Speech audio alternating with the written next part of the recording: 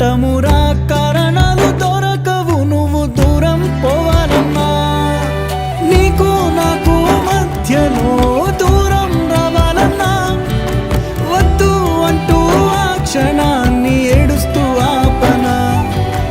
గమ్యం చేరే పయనాన్ని స్నేహం ఆపుతుందా.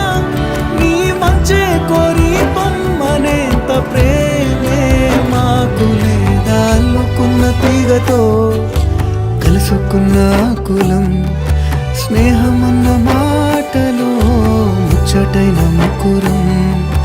అందమైన జీవితం పంచుకున్న దోస్తులం. బాధలెన్ని చేరినా బెదిరిపోని మిత్రులం.